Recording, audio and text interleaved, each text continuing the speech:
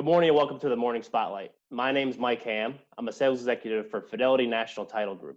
Today, our guest is Charlie Wilkes, a partner and leader of the banking and commercial finance and real estate finance practice groups at Murphy, Schiller and Wilkes, a law firm located in Newark, New Jersey. I've known Charlie for a few years now, and from the day I met him, he immediately earned my respect as someone who was extremely knowledgeable in his practice and as somebody I consider a friend. Charlie, how you doing today? I'm doing great. How are you doing today, Mike? Doing great, doing great. Thanks for coming on. My pleasure. It's good to be here. So tell us a little bit about MSW and your practice there. Sure. So MSW is a boutique real estate firm based in Newark, Murphy, Schiller and Wilkes, known affectionately as MSW. We cover all real estate practice areas from land use to development, redevelopment, environmental, transactional, so acquisition, disposition, leasing, financing, real estate related litigation, property tax appeals, you name it, in commercial real estate, we cover it. We launched the firm on January 1 when Matt Schiller and I left Greenbaum Row and joined Chris and Kellen Murphy at their firm in Newark. And January, February were incredible months for us, going through the launch and really getting up to speed and launching our great practice.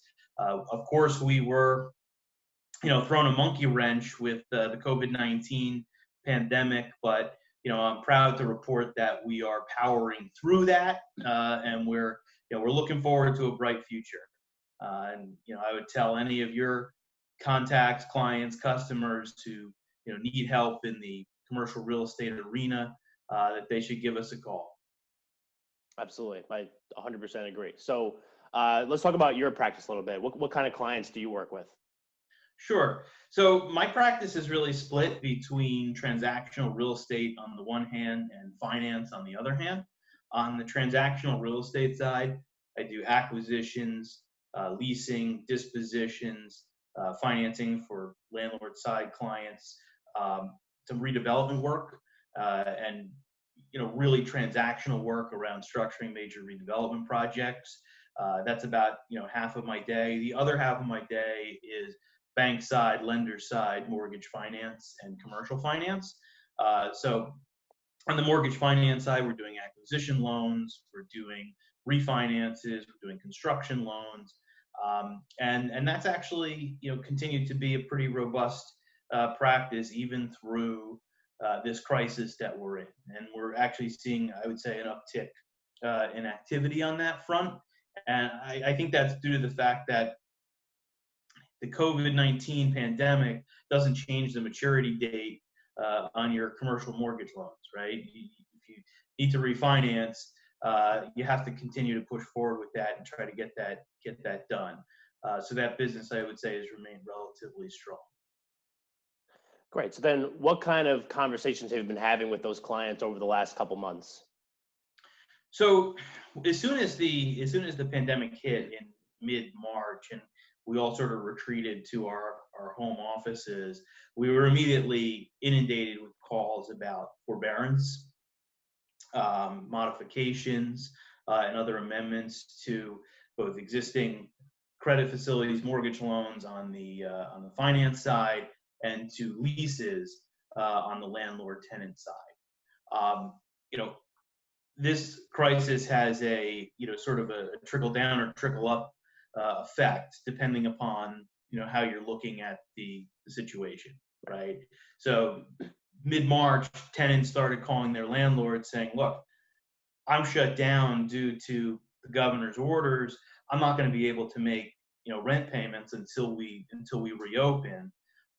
The landlord says, "Okay, that's going to create a problem for me with my mortgage lender because the first of the month, I got to pay my mortgage loans. And I can't do that unless I have the rent flow coming in." So then that sparked the second conversation between landlords and their mortgage lenders about some sort of forbearance or deferment of mortgage payments under their mortgage plans.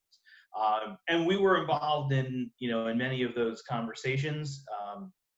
We're negotiating a number of forbearance or deferment agreements between landlords and their tenants, and also negotiating modifications between mortgage lenders and the landlords on the loan side. And what we've seen and what we found and what I'm sort of proud of being a member of the real estate community here in New Jersey is that people have expressed a willingness to work together, right? Right. There isn't some one size fits all approach, but what I see is everyone really acting in good faith and trying to work together through this crisis. So that's taken up a lot of time over the past 6 weeks, 8 weeks. As we were saying before we got on the call, I'm starting to see a turn, as certain things are starting to open up, or there's hope that we're going to start opening certain aspects of the economy up. We're starting to turn to deals again. And I hope that's the direction we go. We start focusing on deals rather than forbearance, deferment, enforcement, and things like that. Right. Yeah, I hope so too. So what are some things that mortgage lenders and landlords should be doing right now? Sure. So really, they should be talking to each other. They should be in constant communication. I think that landlords, should not just assume that the problem is going to go away. And same goes for mortgage lenders. I wouldn't just assume that the problem is going to go away, right? I think that open lines of communication and a spirit of cooperation are key. Now, what we've seen sort of across the board is that landlords with their tenants and then mortgage lenders with their landlord borrowers have been willing to give, usually 90 days of forbearance or deferment. Again, it's not a one-size-fits-all approach, and everyone has different needs and issues.